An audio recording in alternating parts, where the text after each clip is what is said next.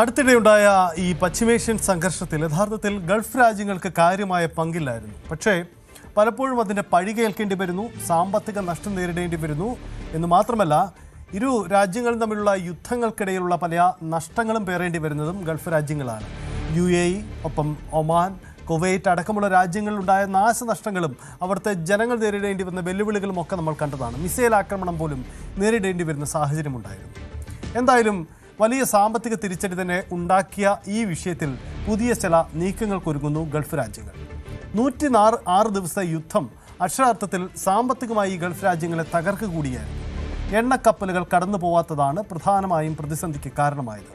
ഇനിയൊരു യുദ്ധമുണ്ടായാലും ഇല്ലെങ്കിലും ഹോർമുസ് എന്ന ജലപാതയ്ക്ക് ബദലായി പുതിയ പാതകൾ തേടുകയാണ് ഗൾഫ് രാജ്യങ്ങൾ. കാരണം അവരാണ് എണ്ണ ഉൽപ്പാദക രാജ്യങ്ങൾ. അവരുടെ എണ്ണ ലോകരാജ്യങ്ങളിലേക്ക് എത്തണം, എന്നാൽ മാത്രമേ അവരുടെ സാമ്പത്തിക ക്രമവും നേരെയാവൂ. അതിൽ ഏറ്റവും പ്രധാനമാണ് UAE നടത്തുന്ന ഒരു ബദൽ പാത നീക്കങ്ങൾ. എന്തൊക്കെയാണ് ഈ നീക്കങ്ങൾ? വി വിനോദ് വിശദീകരിക്കും. എന്തൊക്കെയാണ് സാധ്യതകൾ? ഈ യുദ്ധം തുടങ്ങിയ ശേഷം ഏറ്റവും കൂടുതൽ കെടുതി നേരിട്ടത് ഗൾഫ് രാജ്യങ്ങളാണ്. കാരണം ഈ യുദ്ധം അവർ ആഗ്രഹിച്ച ഒന്നായിരുന്നില്ല. ഇസ്രായേലും ലെബനനും തമ്മിലുള്ള പോര്, അല്ലെങ്കിൽ അവർ തമ്മിലുള്ള ആക്രമണം, അതിനുശേഷം ഇറാനിന് നേരെ ഈ ആക്രമണം തിരിയുന്നു. അമേരിക്ക ഈ യുദ്ധത്തിൻ്റെ ഭാഗമായി ചേരുന്നു. ഇറാനും ഇസ്രായേലും അമേരിക്കയും ഒരു വശത്തും ഇറാൻ മറ്റൊരു വശത്തുമായി ഈ യുദ്ധം കൊടുമ്പിരി കൊള്ളുമ്പോൾ ഇതിലൊന്നും ഭാഗമാക്കാതെ അവരുടെ എണ്ണ വ്യാപാരവും മറ്റുമായി നടന്നിരുന്ന ഗൾഫ് രാജ്യങ്ങൾ അമേരിക്കയ്ക്ക് സൈനിക താവളം ഒരുക്കി എന്നതിൻ്റെ പേരിൽ മാത്രം വലിയ നഷ്ടം സഹിക്കേണ്ടി വന്നു. ഏതാണ്ട് 106 ദിവസമാണ് ഈ നഷ്ടം നടന്നത്. അതിൽ തന്നെ ഇറാൻ ആദ്യം അവരുടെ വജ്രായുധമാക്കിയത് ഹോർമുസ് ആണ്. നമ്മൾ ഈ കാണുന്നതാണ് ഹോർമുസ് പ്രദേശം.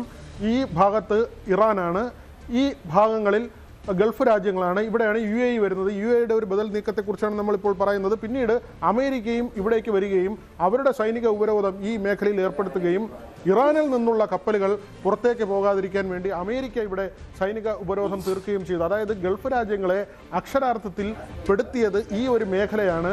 ഈ മേഖല ആണ് ഈ രണ്ട് രാജ്യങ്ങളും രണ്ട് ശക്തികളും അവരുടെ ഒരു പ്രധാനപ്പെട്ട വജ്രായുധം, അല്ലെങ്കിൽ അവരുടെ ഒരു തുറുപ്പ് ചീട്ടാക്കി മാറ്റിയത്. ഇതിനൊരു ബദൽ മാർഗം തേടുകയാണ് UAE. ഇപ്പോൾ നിലവിൽ 3 പൈപ്പ് ലൈൻ പദ്ധതികളാണ്, പ്രധാന പദ്ധതികളാണ് ഉള്ളത്.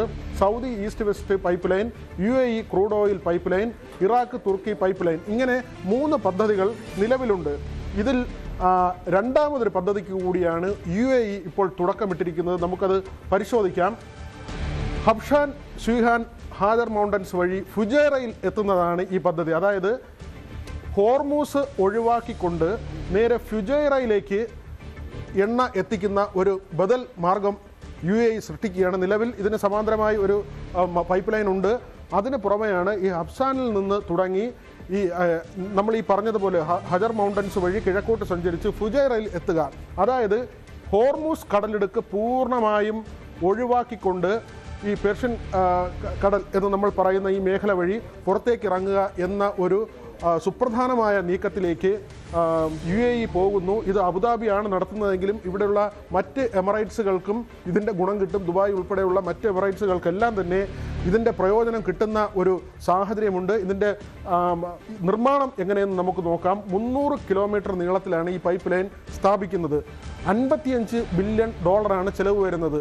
നമ്മൾ ആലോചിക്കേണ്ടത്, ഇപ്പോൾ ഇറാൻ ആവശ്യപ്പെടുന്നത് അമേരിക്ക ഫ്രീസ് ചെയ്ത് വെച്ചിരിക്കുന്ന അവരുടെ തുക ഏതാണ്ട് $24 ബില്യൺ അത് തിരികെ കിട്ടണമെന്നാണ്. 24 48 അതിനേക്കാൾ കൂടുതൽ തുക ചെലവഴിച്ചാണ് ഇങ്ങനെ ഒരു പൈപ്പ് ലൈൻ പദ്ധതിക്ക് UAE തയ്യാറാകുന്നത് എന്നത് നമ്മൾ നോക്കിക്കാണേണ്ടതുണ്ട്. $4.2 ബില്യൺ ആദ്യ പാത, അതായത് ഈ തുകയുമായി താരതമ്യം ചെയ്യുമ്പോൾ വളരെ ചെറിയ തുകയ്ക്കാണ് UAE അവരുടെ ആദ്യത്തെ പൈപ്പ് ലൈൻ സ്ഥാപിച്ചത്.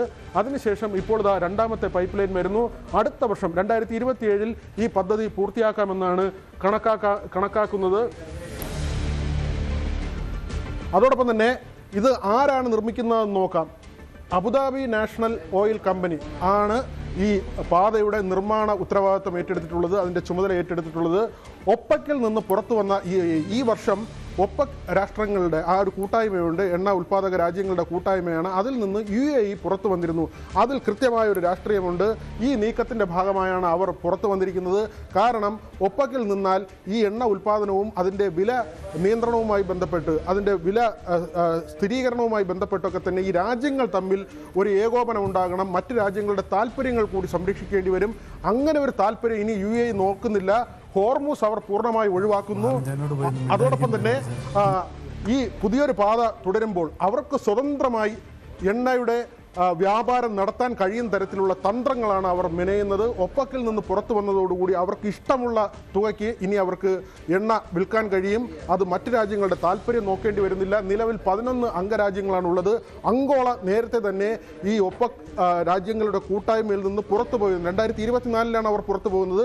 ഈ വർഷം UAEയും പുറത്തു വന്നു. ഇനി സൗദിയോ അല്ലെങ്കിൽ മറ്റ് രാജ്യങ്ങളോ ഖത്തറോ കുവൈറ്റോ ഒക്കെ തന്നെ പറയുന്ന തരത്തിൽ ഒരു താല്പര്യവും സംരക്ഷിക്കാണ്ട്, ഇത് വെനസ്വേലയൊക്കെ ഉൾപ്പെടുന്ന ഒരു കൂട്ടായ്മയുണ്ട്. അതുകൊണ്ട് അവരൊന്നും തന്നെ ഉൾപ്പെടുന്ന ഈ സമിതിയുടെ താല്പര്യം സംരക്ഷിക്കാതെ, അത് നോക്കാതെ സ്വന്തം ഇഷ്ടത്തിന് സ്വന്തം വിലയ്ക്ക് UAEക്ക് എണ്ണ വിൽക്കാൻ കഴിയും എന്നതാണ് ഇതിലെ ഏറ്റവും പ്രധാനപ്പെട്ട കാര്യമായി വരുന്നത്. അതിൻ്റെ നേട്ടം കൂടി നമ്മൾ നോക്കണം സജിത്ത്. അങ്ങനെ പുറത്തു വരുമ്പോൾ UAEക്ക് ഉണ്ടാകാൻ പോകുന്ന നേട്ടം കയറ്റുമതി ലക്ഷ്യം 5 ദശലക്ഷം ബാരലായി മാറുകയാണ്. അതായത് ഇപ്പോൾ ഉള്ളതിൻ്റെ ഇരട്ടിയിലധികമായി അവരുടെ കയറ്റുമതി നേട്ടം പോവുകയാണ്. നമുക്ക് നോക്കാം, ഈ ലോകത്ത് ഏറ്റവും കൂടുതൽ കയറ്റുമതി ചെയ്യുന്ന രാജ്യങ്ങൾ, എണ്ണ ഉൽപ്പാദക രാജ്യങ്ങളായിട്ടുള്ളത് ആരൊക്കെയാണെന്ന്. അമേരിക്ക ഒന്നാമത്തെ രാജ്യമാണ്. 13.5 ദശലക്ഷം ബാരലാണ് ഒരു ദിവസം അമേരിക്ക കയറ്റുമതി ചെയ്യുന്നത്. Russia, Saudi. അത് കഴിഞ്ഞാൽ ഇപ്പോൾ ഈ സീനിലേ ഇല്ലാത്ത, ഇങ്ങനൊരു പട്ടികയിലേ ഇല്ലാത്ത UAE അടുത്ത രാജ്യമായി വരികയാണ്. ഈ 5 ദശലക്ഷം ബാരൽ എന്ന സംഖ്യയിലേക്ക്, വലിയ സംഖ്യയിലേക്ക് എത്തുന്നതോടുകൂടി രാജ്യത്തെ എണ്ണ കയറ്റുമതി രാജ്യങ്ങളുടെ പട്ടികയിൽ UAE 4ാമതെത്തുകയാണ്. അതിനുശേഷം കാനഡയും ഇറാഖും എന്ന പട്ടിക വരുന്നു. അതായത് മറ്റ് 2 രാജ്യങ്ങൾ ഈ UAEക്ക് താഴെ പോകുന്നു എന്നതാണ്. അങ്ങനെ വളരെ തന്ത്രപരമായ ഒരു നീക്കം UAEയുടെ ഭാഗത്തു നിന്നുണ്ടാകുന്നു. ഹോർമൂസ് വഴി ഇപ്പോൾ ഉയരുന്ന ഭീഷണി അത് മറികടക്കുന്നതിന് വേണ്ടി, അതോടൊപ്പം തന്നെ വ്യാവസായികമായി വലിയ തോതിൽ വളരുന്നതിന് വേണ്ടി UAEയുടെ ഭാഗത്തു നിന്നുള്ള ഒരു നീക്കം ഉണ്ടായിരിക്കുന്നു. നമുക്കിനി മറ്റൊരു കാര്യം കൂടി പറയാം. നമ്മുടെ പുതിയ തലമുറയിലെ കുട്ടികളൊക്കെ ജോലി തേടി ഗൾഫ് രാജ്യങ്ങളിലേക്ക് പോകുന്നെങ്കിൽ UAE ഒരു നല്ല ഓപ്ഷനായി വരുന്നു എന്നുകൂടി പറയേണ്ടിയിരിക്കുന്നു സജിത്ത്. ബദൽ നീക്കങ്ങൾ പലതുണ്ട് UAEക്ക് മുന്നിൽ, പ്രത്യേകിച്ച് ഗൾഫ് രാജ്യങ്ങൾക്ക് മുന്നിൽ.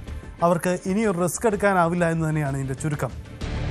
കാരണം രാജ്യത്തിൻ്റെ സമ്പദ് വ്യവസ്ഥ തന്നെ തകരാറിലാവുന്ന അവസ്ഥ. ആകപ്പാടെയുള്ളത് എണ്ണക്കച്ചവടമാണ്. അത് തന്നെ നിലച്ചു പോകുന്ന സാഹചര്യം. അതുകൊണ്ട് എണ്ണ ഉൽപ്പാദക രാജ്യങ്ങൾ, ഒപ്പക് രാജ്യങ്ങൾ വളരെ ജാഗ്രതയിലാണ്. ഇനിയൊരു ബദൽ നീക്കം, ഇനിയും തർക്കമുണ്ടാവാനുള്ള സാധ്യത മുന്നിൽ കാണുന്നുണ്ട്. അതുതന്നെയാണ് ബദൽ സാധ്യതയിലേക്ക് അവർ നീങ്ങുന്നത്. അതാണ് വിനോദ് സൂചിപ്പിക്കുകയും ചെയ്ത ആ പ്രധാനപ്പെട്ട സാധ്യത. കൂടുതൽ വാർത്തകൾക്ക് News 18 Keralam YouTube channel subscribe ചെയ്യുക.